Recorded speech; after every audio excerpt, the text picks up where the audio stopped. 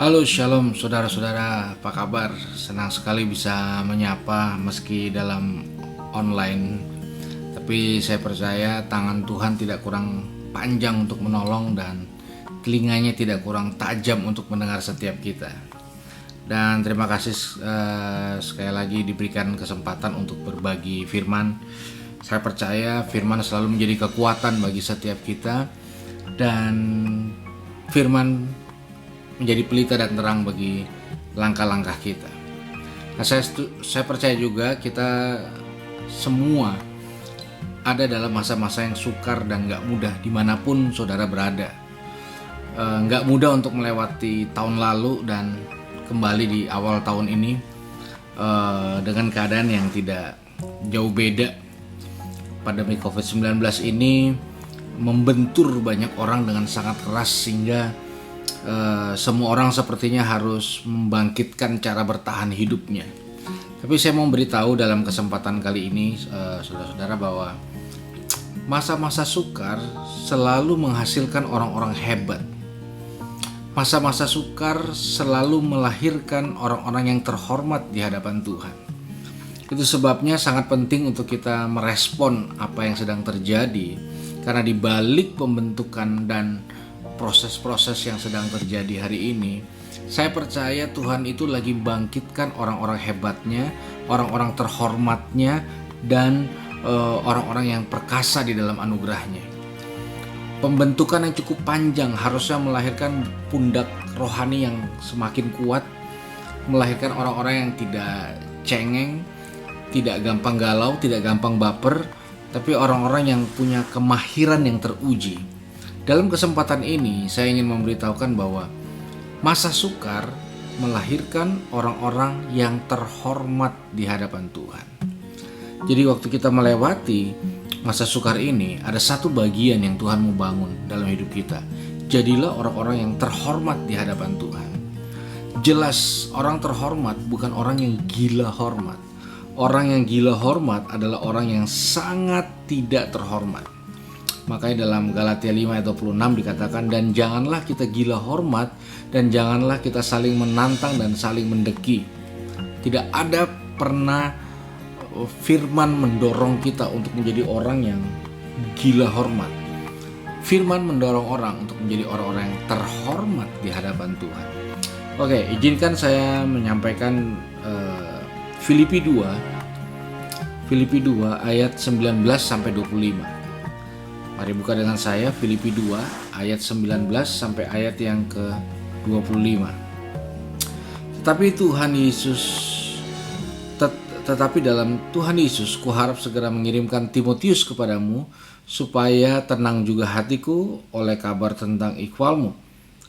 Karena tidak ada seorang padaku yang sehati dan sepikir dengan dia, yang begitu bersungut-sungut memperhatikan kepentinganmu. Sungguh semuanya mencari kepentingan sendiri, karena bukan kepentingan Yesus Kristus Yesus. Kamu tahu bahwa kesetiaannya telah teruji, bahwa ia telah menolong aku dalam pelayanan Injil sama seperti seorang anak menolong bapaknya. Dialah yang kuharap untuk kukirim segera, sesudah jelas bagiku bagaimana jalannya perkaraku.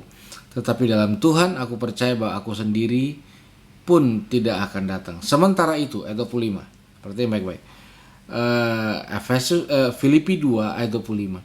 Sementara itu ku anggap perlu mengirimkan Epafroditus kepadamu, yaitu saudaraku dan temanku sekerja, teman seperjuanganku, yang kamu utus untuk melayani aku dan keperluan aku. Ayat 29. Jadi sambutlah dia di dalam Tuhan dengan segala sukacita, hormatilah orang-orang seperti dia.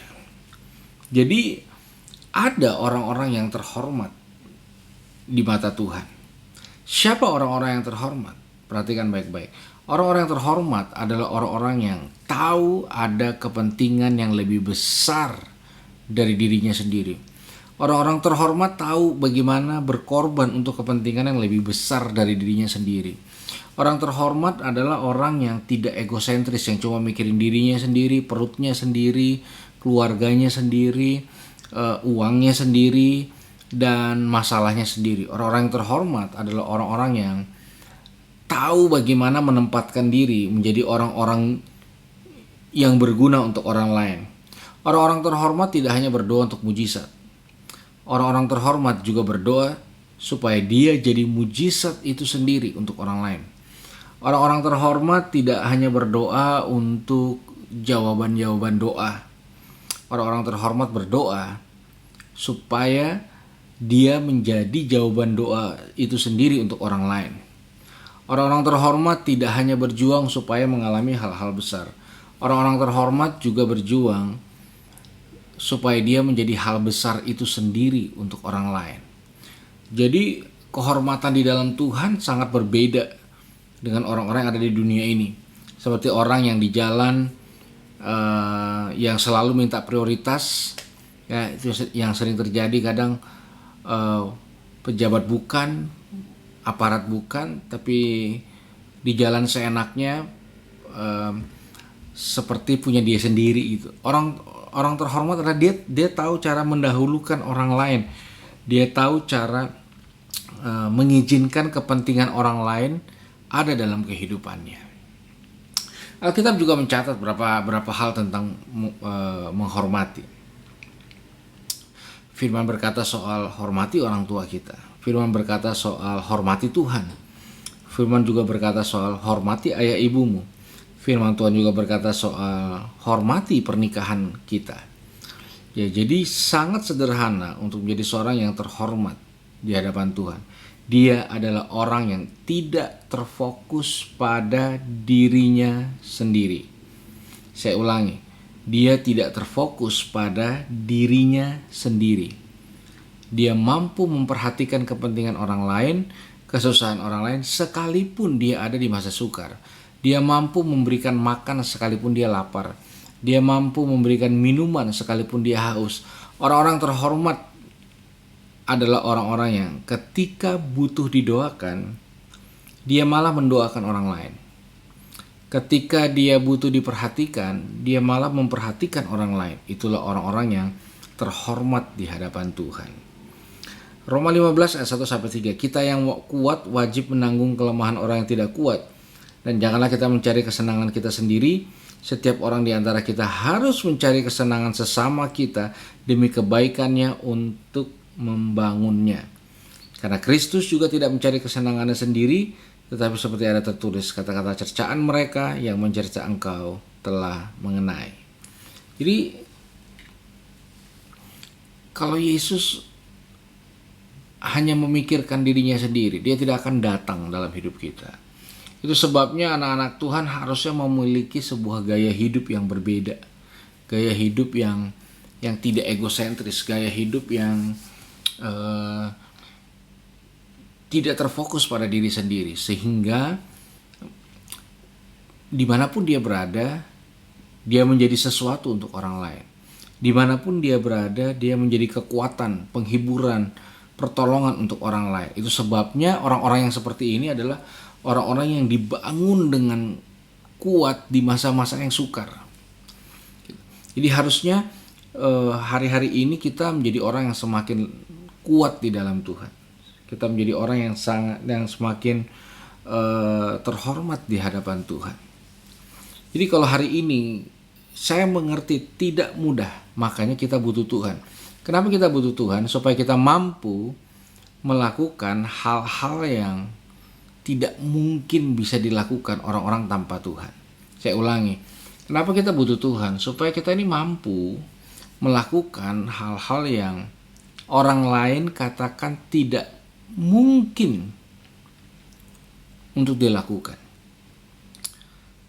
Nah, salah satu yang tidak mungkin dilakukan orang adalah ketika kita ada di masa sukar, pekerjaan sulit, keuangan sulit, semuanya serba sulit.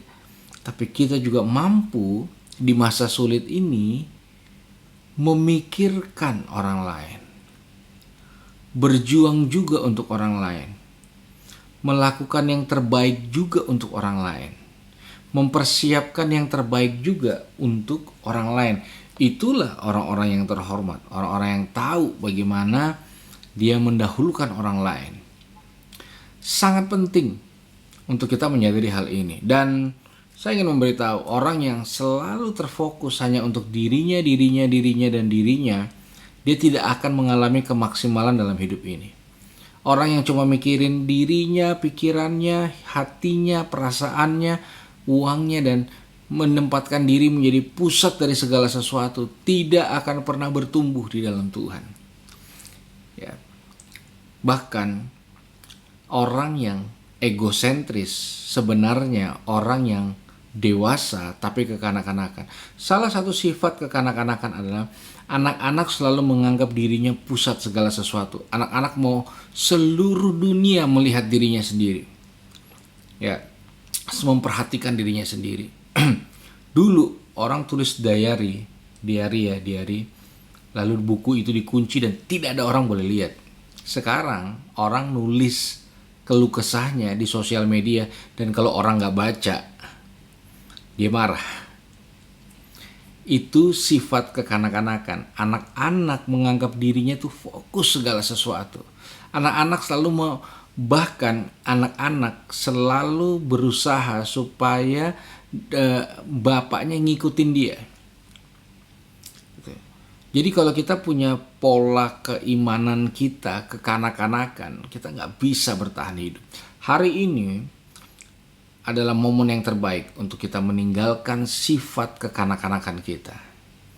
Anak-anak gak bisa terima tanggung jawab karena semua fokusnya dirinya sendiri. Anak-anak gampang meledak amarahnya. Siapa yang sumbu pendek? Anak-anak. Kenapa? Anak-anak sulit memikirkan orang lain. Seperti seorang anak yang mengereng minta sesuatu sama orang tuanya di pasar atau di mall, dan kalau orang tuanya tidak kasih, dia akan ngamuk dan marah. Kapanpun, dimanapun. Anak-anak, apa yang dia pikir selalu dia ucapkan. Anak-anak gak bisa jaga perasaan orang lain. Anak-anak hanya mau caranya sendiri yang dipakai. Ingat baik-baik, kita bukan anak-anak. Jadi berjuanglah supaya apa? Supaya kita meninggalkan sifat kekanak-kanakan itu. Berjuanglah supaya kita ini jadi orang yang dewasa dengan karakter yang dewasa. Jangan biarkan hidup kita kekanak-kanakan sehingga kita bukan jadi orang-orang yang tepat atau orang-orang yang bisa dipercaya perkara-perkara besar dalam kehidupan ini. Itu sebabnya tidak ada jalan lain, bertumbuhlah dalam firman, berjalanan dalam firman, dan izinkan firman mengubah hati dan hidup kita sehingga hidup kita ini tidak lagi terarah atau mengarah kepada kepentingan kita sendiri. Dengar baik-baik, ini hal yang sangat penting. Semua benda, perhatikan semua benda yang ada di sekitarmu. Semua benda dibuat bukan untuk menyenangkan si benda itu sendiri.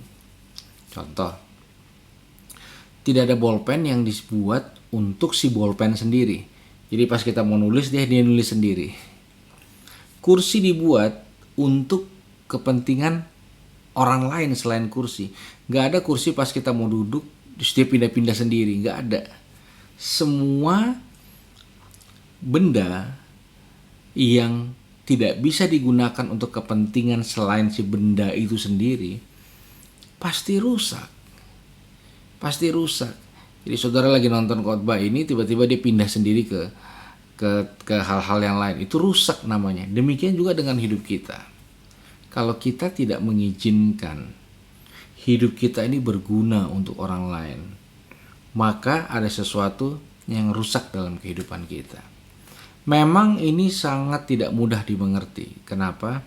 Karena ini berbicara soal untung dan rugi. Ya jelas rugi. Apa yang kita bangun dinikmati orang lain.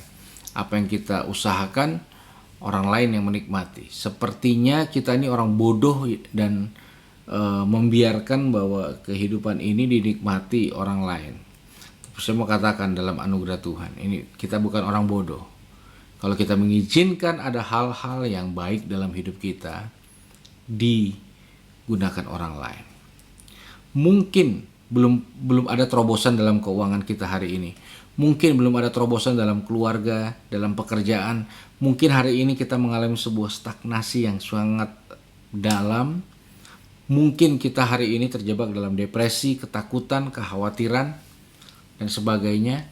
Itu dikarenakan karena yang kita pikirin hanya diri kita sendiri. Coba mari mulai saat ini,